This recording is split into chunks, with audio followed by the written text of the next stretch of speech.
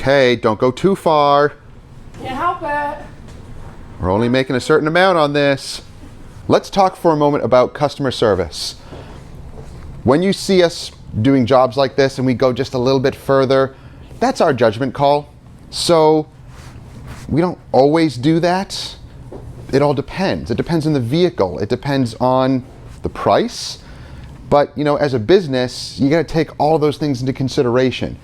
Don't always go overboard. You can every once in a while. If it's a regular customer, yeah, we'll go a little overboard. We'll add something else. We'll go just that little extra mile just to improve things and make them look better.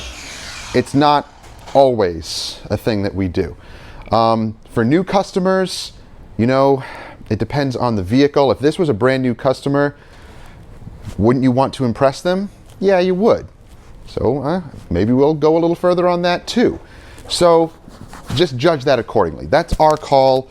It's your call in your business, or if you're you know, working on a vehicle for a customer, a friend, a family member, it doesn't matter. You make that judgment call for yourself. Don't put that on other detailers that you see here on YouTube, especially because we're just showing you different things, and we get comments that say, do this, do that, you should have done that, you should have done this. That's not for them to say. That's for us to say, because it's our business, it's our customer. You're not here doing the job, so you don't have a say in that. But when it does come to customer service, you do want to produce amazing results.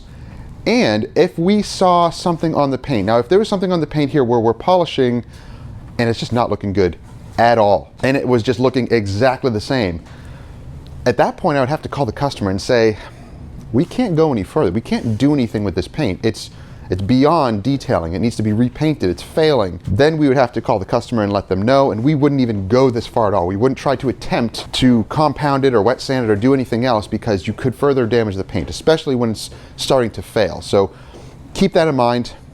Make sure to have a proper knowledge of clear coat and paint. Do your research if you're just beginning, and understand clear coat, understand what happens to it. Ask them questions about their vehicle. Where is it parked? Is it garage kept? Is it outside? This one obviously was outside. He let me know about that. So there's only so far we can go, and it's going to remain outside. So yeah, how far are you going to go? Make sure you know where to draw the line. We'd like to show what we're doing on these vehicles and showcasing products also. So that's why we're going a little bit further, to show you what that product can do. And so far we're impressed. We really like it. And if we wanted to really go further on it, we could. So the potential is there. Now, what are you going to charge for a job like this? I get that question a lot, and it's a good question, especially if you're starting out as a detailer. You want to know, how much do you charge for a job like that? I'm going to tell you up front, this job here is a $200 job. It's exterior only. We washed it, we deconned it. To use iron and tar is not always needed. There's a little bit of, not tar, but some gum that was on the side of the vehicle here that I'm going to show you how we're going to remove that. We haven't polished that area yet. We're just doing everything else, and we're going to get to that in a moment. So I'm going to show you how we remove some of that gum, or whatever it is on the paint. But exterior only, washing, deconning, and then a machine applied wax or sealant. And we did need to go a little bit further to remove the artillery fungus, and that of course marred up the paint.